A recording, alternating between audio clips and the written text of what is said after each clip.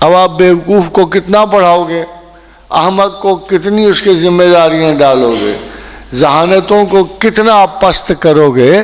نرفع درجات من نشاء فوق کل ذی علم علیم.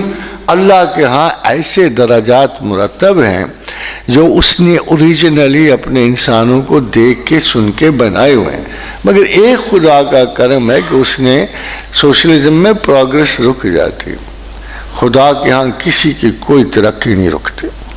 ختم آج ایک دفعہ میں بڑا حیران ہوا، میں پوسٹ گریجویٹ ہوں، اچھا پڑھا انگریزی کا، وہ بھی 64 کا، جب انگریزی بڑی مشکل سے ہوتی تھی اور بڑا نفیس. تو ایک دفعہ میں برتن لینے گیا ایک دکان کے اوپر، وہ برتن جب لے رہا تھا میں تو مجھے لگا کہ اس کی آواز مجھے نہیں سمجھ آ رہی نا. میں نے کہا امیر رئیس آدمی، بہت بڑا مال ٹکا ہوا ادھر، اس کو دیکھ کے رشک آتا رہا. قارون کا کزن ہی لگتا تھا، زیادہ نہیں. تو میں نے کہا یار کتنے کی ہیں، اس کی آواز ہی نہیں آئی اس کی مجھے.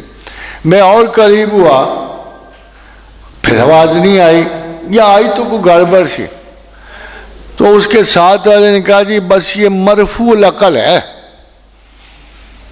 اس نے مجھے کہا پروفیسر صاحب یہ مرفوع العقل ہے اور مرفوع الزبان بھی ہے، کہ نا اس کی زبان حق لاتی ہے اور عقل زیرو ہے.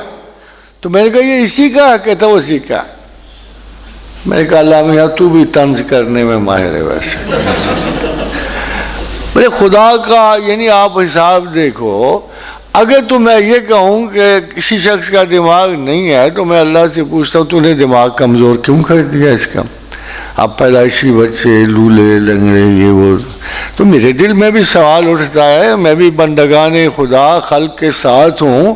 اگر خلق میں سے ایک عضو کو گھبراہٹ ہوگی مجھے بھی ہوگی، کسی کو پریشانی ہوگی مجھے، میں نہ چاہوں. خود غرضی اپنی جگہ پہ ہے، نیگلیکٹ اپنی جگہ پہ ہے، مگر احساس انسانیت پہ تو نہیں نہ جاتا. میں نے اور کس جگہ جا کے اپنے آپ کو انسان ثابت کرنا ہے؟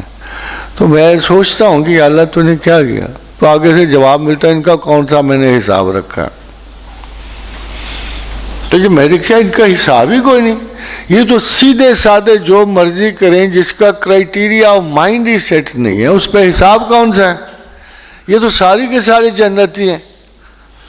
ویسے تو ہمارے ہاں کوئی دو شاہدولے کا چوہا ہو تو اس کو جنتی کہتے ہیں یا مجذوب اور فقیر کہتے ہیں، مگر سچ پوچھو تو اگر تمام حساب ذہن پہ ہے، انڈرسٹینڈنگ پہ ہے، سوچ پہ ہے، تو پھر تو یہ سارے بچے بے نیازانہ اپنے ماں باپ کو بھی جنت میں گھسیٹتے ہوئے جائیں گے. اب یہ کریڈٹ بھی تو انہی بچوں کو ملتا.